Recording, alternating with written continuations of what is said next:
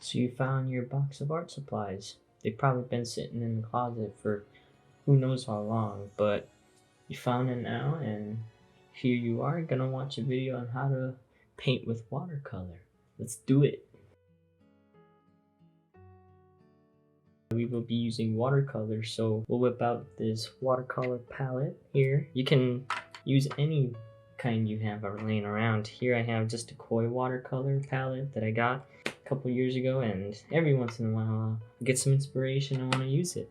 So next you'll need some paper. Any paper will do, but preferably you'll want some watercolor sketchbook paper or like a multimedia paper. That'll help you in the long run so your paper doesn't get ripped up. Next, you'll need some paintbrushes. Any size, any shape will do. I just found these laying around in my room. I know they'll do me good because all I need is my imagination to get this going.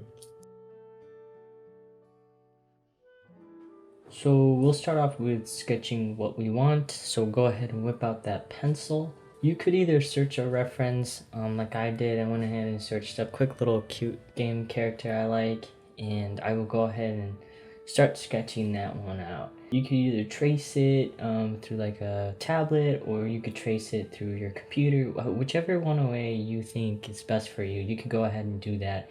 We're just practicing here, so it's nothing serious. You can copy whoever you wish you'd like. Or you could just go off your imagination, and if you have something in mind, you can go ahead and do that.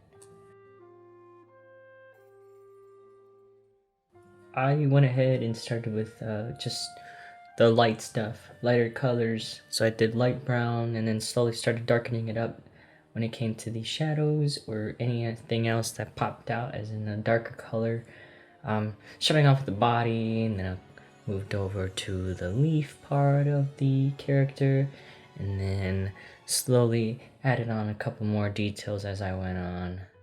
Something I find funny though with these characters is they come from a game called Breath of the Wild. They're found in the game, just kind of hiding along the game. Usually you figure them out because they're like these easy little puzzles you'll find. You'll solve them, and then these little guys will pop out and will hand you over a little poop for finding him. In turn though, that poop will give you storage space. So it's kind of worth finding them, and I think it's kind of cute how they did that in the game. Nearing towards the end of the painting, I usually start adding in like really dark colors like black and really pigmented greens in this instance. The really dark browns along the edges where I think it really needs to pop out so it can gain dimension. Once that's over with, I kind of just lighten it up a little bit. Then I kind of add that background color. I did a light color of green, just kind of popping it out so you can see the character fully. And I think it just makes it look a little more like you can tell it was done by watercolor. I like those hard edges from the watercolor, and it comes off looking really different compared to different type of paints you'll use. Alright, I think it's looking pretty good. It's dwindling down towards the end. I think I'm gonna add a little bit of extra detail. I don't know. This is the point where I start to experiment, use other tools that I like to use to spice it up a little bit more. I got the graphite pencils, the black and the white. I'll probably just add a little bit of highlight here and there and a little bit of shadow, and I think I'm pretty much done.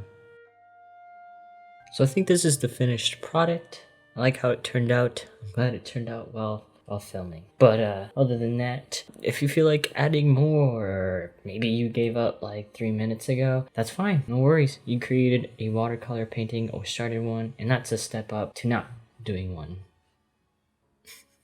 I hope you get to frame it, enjoy it, or practice some more. It's always worth practicing if you want to continue doing it. But other than that, thank you.